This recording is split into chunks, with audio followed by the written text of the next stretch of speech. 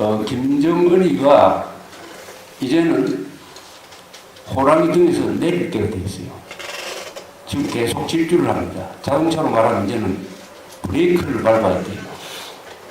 브레이크를 어떻게 밟느냐에 따라서 정면 충돌도 할 수가 있고 가벼운 충돌 사고로 끝날 수도 있습니다. 영착륙할 수도 있어요. 사고 안 되고. 그래서 어떻게 호랑이 등에서 내려올 때가 제일 위험하죠. 타고 다닐 때는 괜찮은데 내려올 때 무슨 일이 일어날 거냐. 지금부터 아마 살펴보면은 한 달 뒤에 여기서 제가 이야기할 때는 또 더 재밌는 상황을 가지고 여러분들에게 설명을 할 수도 있을 만한 그런 또 사건 사고가 앞으로 한 달 동안 날 가능성이 있는 것입니다.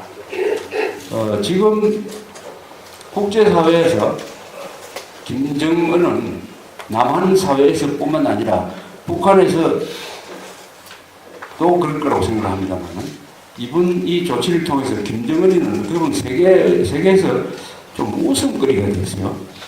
조롱거리가 됐습니다. 이 독재자가 제일 견딜 수 없는 게 조롱을 받는 거라고 봅니다. 조롱을 받는 거. 김정은이가 권위를 찾기 위해서 이런 도발을 했는데 결과는 어떻게 됐느냐. 북한 주민들도 아마 시큰둥하다 그래요. 남한에서는 종북 세력까지 얼굴 들고 다닐 수 없을 정도로 떨어졌어요. 특히 한국의 젊은 사람들이 김정은에 대해서 제일 화를 많이 낸다고 합니다. 그렇지 않겠습니까? 김정은이가 이제 나이가 29쯤 될 거예요. 근데 한국에 20대 후반 되는 사람들은 지금 직장 얻으려고 아주 불철주야 노력하고 있습니다. 그런데 제가 동갑인 김정은이는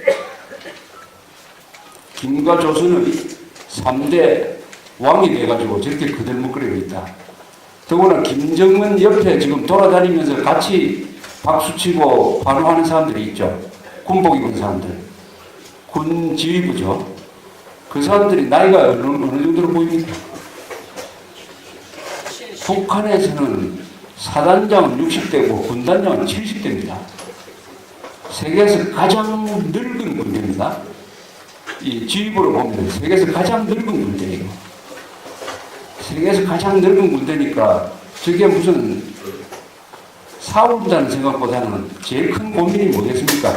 사람이 늙어가지고 높은 지위에 있으면 제일 큰 고민은 이 자리를 어떻게 하면 죽을 때까지 유지하느냐.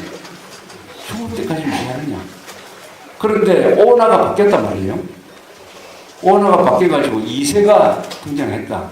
그러면 그 늙은 군인들이 젊은 김정은이한테 아부를 해가지고 붕 띄워가지고 같이 공동운명체가 돼가지고 계속 먹고 사는 문제만 고민하게 될 겁니다. 딱 그 모습 아닙니까 지금? 그 모습이에요. 어떤 회사에 오랫동안 경영을 하던 재벌 회장이 죽었다고 봅시다. 그 자리를 20대 후반의 제2세가 승계를 했다. 그러면 이 사람은 좀 바꿔보고 싶을 겁니다. 아버지하고 같이 회사를 경영했던 사람을 좀 바꿔보고 자기 나이 또래의 사람을 좀 써보고 노선도 좀 바꾸고 해보고 싶은데 그렇게 되면은 지금 저 늙은 군인들을 정리를 해야 돼요. 그걸 막기 위해서 인위적으로 이런 위기를 조성해가지고 하고 있는데 국제사회에서 김정은이는 이상한 사람이 됐습니다. 이 국제사회에도 여론이 중요해요. 이 세계가 민주화로 가면은 여론이 중요합니다. 여론할 때 그게 뭐 눈에 보이는 게 아니죠. 여론이란 게 뭐 이렇게 잡히는 것도 아닙니다. 여론조사에만 나타나는 거예요. 근데 이 여론이 무섭죠. 왜냐? 이 여론이 선거판에 들어가가지고 정권을 결정을 합니다. 정권을 결정하는 것은 정부의 정책을 결정을 합니다. 여론이 민주주의 사회에서 제일 무서운 거예요. 국제 여론이라는 것도 있습니다. 국제 여론. 국제 여론이 나빠지면은 그것도 아주 치명적 결과를 낳을 수가 있습니다. 즉 민주주의 국가는 여론을 움직이기 때문에 김정은이에 대한 미국 사람들의 여론이 나빠지면은 미국 정부는 김정은이한테 식량 지원을 할 수가 없어요. 그렇게 되면은 미국 유권자들이 식량 지원을 하는 정부를 다음 선거에서 떨어뜨리게 될 것입니다. 이 세계의 여론이 김정은이한테 불리하게 돌아가고 있습니다. 특히 중국의 여론이 불리하게 돌아가고 있습니다. 중국. 이번 사태를 통해서 중국 쪽에서 가장 큰 변화가 있다고 합니다. 그것도 아직 손에 잡히지 않지만은 또 너무 과장하는 면도 있지만은 중국도 또 중국 지휘부가 바뀌었기 때문에 중국도 이제는 김정은 가지고는 계속 우리가 편들다가는 우리가 중국이 국가 이익에서 큰 손해를 보겠구나 하는 생각을 하고 있다고 생각합니다. 어떤 이런 만화가 하나 있었어요. 이런 만화가.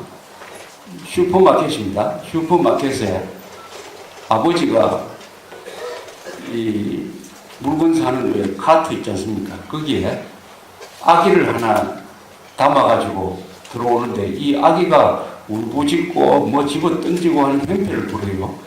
그러니까 슈퍼마켓에 있던 사람들이 막 찡그립니다. 찡그런 사람들이 누구냐? 한국, 일본, 미국 이런 소년들이 막 찡그리니까 그 아기를 끌고 오던 사람, 이게 바로 중국 사람이죠. 중국 사람이 아주 곤혹스러운 표정을 짓는 그런 만화 한 컷이 있었습니다. 바로 그 중국이 지금 그렇게 곤혹스러울 거예요. 이 아주 이거 폐류나 비슷한 이런 애를 중국이 계속 감싸려고 하니까 국제사회에서 계속 비판을 혼자서 다 받아야 된다. 아, 여기서 좀 우리도 생각을 좀 바꿔봐야 되겠구나 하는 고민